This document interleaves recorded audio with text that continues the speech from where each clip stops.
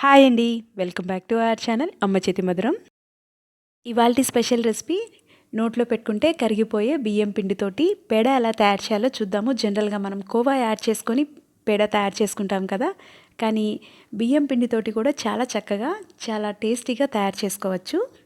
ముందుగా gas on చేసుకొని frying pan పెట్టుకోవాలి. గ్యాస్ని లో ఫ్లేమ్లో ఉంచుకొని 1 కప్పు బియ్యం పిండి యాడ్ చేసుకొని, ఫ్రెష్ పిండి అయితే మంచి ఫ్లేవర్ ఉంటుంది, కలుపుకుంటూ ఫ్రై చేసుకోవాలి. గ్యాస్ని లో ఫ్లేమ్లో ఉంచి మాత్రమే కలుపుకోవాలి. 3 నుంచి 4 నిమిషాల వరకు ఫ్రై చేసుకుంటే సరిపోతుంది. ఇలా పొడి పొడిగా అయిన తర్వాత గ్యాస్ ఆఫ్ చేసుకొని ఈ బియ్యం పిండిని వేరే ప్లేట్లోకి సెపరేట్ చేసుకోవాలి. గ్యాస్ ఆన్ చేసుకొని ఫ్రైయింగ్ ప్యాన్ పెట్టుకుందాము. ఇందులో 1.5 కప్పు వరకు కాచి చల్లార్చిన పాలు కానీ గోరువెచ్చగా ఉన్న పాలు కానీ యాడ్ చేసుకోవాలి. 1 కప్పు బియ్యం పిండికి 1.5 కప్పు పాలు యాడ్ చేసుకుంటున్నాను. 3/4 కప్ షుగర్ యాడ్ చేస్తున్నాను. 1/4 కప్ వరకు మిల్క్ పౌడర్ యాడ్ చేసుకుందాము. మీకు ఇంకొంచెం స్వీట్నెస్ ఎక్కువ కావాలి అనుకుంటే 1 కప్పు వరకు షుగర్ యాడ్ చేసుకోవచ్చు.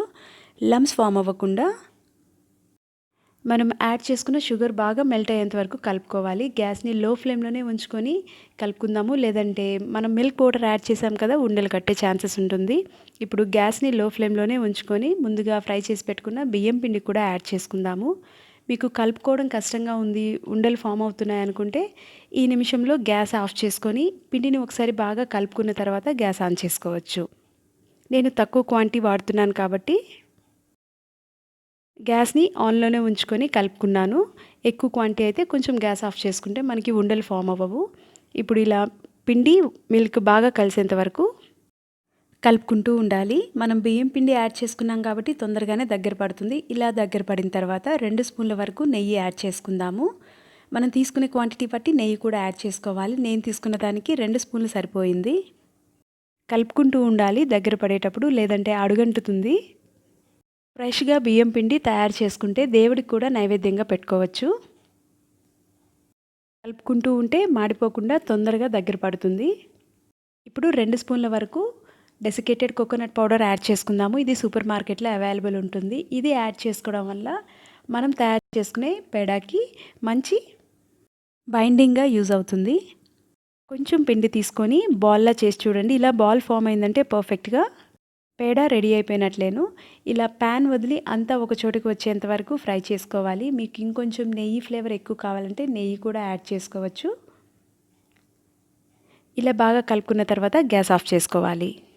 ఇప్పుడు వేరే బౌల్లోకి సెపరేట్ చేసుకుందాము.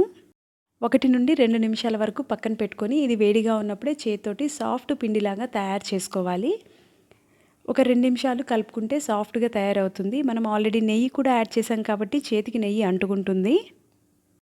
అందువల్ల చేతికి నెయ్యి కూడా అప్లై చేసుకోవాల్సిన అవసరం లేదు. ఒకవేళ మీకు అంటుకుంటుంటే అవసరం అనిపిస్తే కొంచెం నెయ్యి యాడ్ చేసుకోండి చేతికి. ఇలా మీడియం సైజ్ బాల్స్ లాగా తీసుకొని పేడా షేప్లోకి తయారు చేసుకోవాలి. పాల్కోవా షేప్ ఎలా ఉంటుందో ఆ షేప్లోకి తయారు చేసుకోవాలి. మనం పర్ఫెక్ట్గా కొలతలతో తయారు చేసుకుంటే పర్ఫెక్ట్గా దూద్ పేడ ఎలా ఉంటుందో అలాగే ఉంటుంది, కోవాలాగా. మీకు పర్ఫెక్ట్గా పాలకోవా షేప్ రాకపోతే కొంచెం పిండి తీసుకొని సర్కిల్ షేప్లోకి తీసుకొని ఈ షేప్లోకి వచ్చిన తర్వాత చేతితోటి పైనుంచి ప్రెస్ చేస్తే మీకు పర్ఫెక్ట్గా పాలకోవా షేప్ వస్తుంది. ఇలా అన్ని కోవాస్ రెడీ చేసుకోవాలి.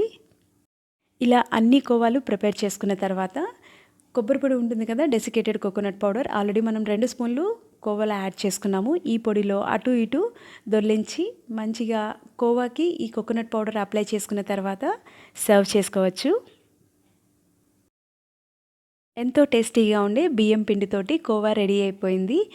మీరు కూడా ఖచ్చితంగా ట్రై చేసి చూడండి, చాలా బాగా నచ్చుతుంది. వీటి మీద మనం డ్రై ఫ్రూట్స్ కానీ చెర్రీస్తో కానీ డెకరేట్ చేసుకోవచ్చు. మీకు కనుక ఈ రెసిపీ నచ్చినట్లయితే ఒక లైక్ చేయండి.